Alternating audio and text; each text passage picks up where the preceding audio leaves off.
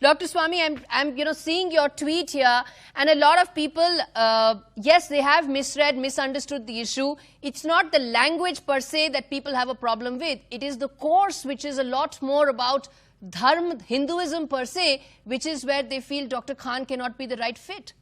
Yes, because it was actually set up specially by Madan Mohan Malviya, who founded the university, and he wanted for imparting, for creating pujaris and scholars in Hinduism, so on, the separate department for the purpose of infusing the knowledge of Sanskrit, knowledge of religion through Sanskrit. So in that sense, there is a point.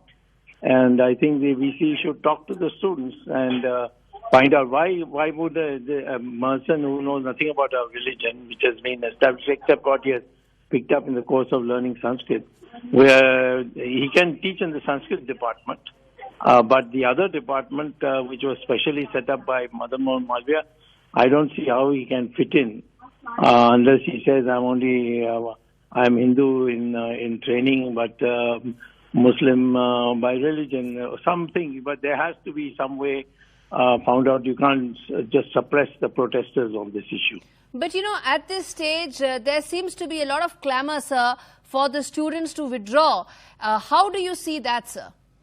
Well, the best way to withdraw is tell the VC to come and have discussion with them, and get them to explain in detail, and then the VC to take a call. Maybe VC can consult some public persons in the area, the member of parliament of that area, and perhaps the secretary of higher education in the ministry. I think this should be settled not by forcing them to quit, but by persuading them that their problem will be addressed. I do think that Madan Mohan Malviya's sentiment should be respected, because if he founded the university, and at a time when nobody was founding universities, and that he felt that there is, the temples and so on are suffering for lack of people who come with acquired knowledge in the usual system of our education, where you went to Gurukul, that had been collapsed by the British. So that contribution we have to honor, and there's nothing lost to this person, Mr. Dr. Khan, if he only teaches the Sanskrit language like any other language. Sir, this is Gauri Dwivedi here in the studio, and a lot of people seem to be saying that teaching a language and teaching Dharma Vigyan are almost interchangeable. How unfortunate is that, and how hopeful are you, sir, that the VC could actually break this deadlock? No. See, teaching a language is a necessary condition for teaching the Dharma. But for teaching a language, you don't need to be an expert in the Dharma. You become an expert in Dharma after learning Sanskrit and then being taught the Vedas and the Upanishads and the other Vedic Vedanta literature. So therefore, it's not the same thing.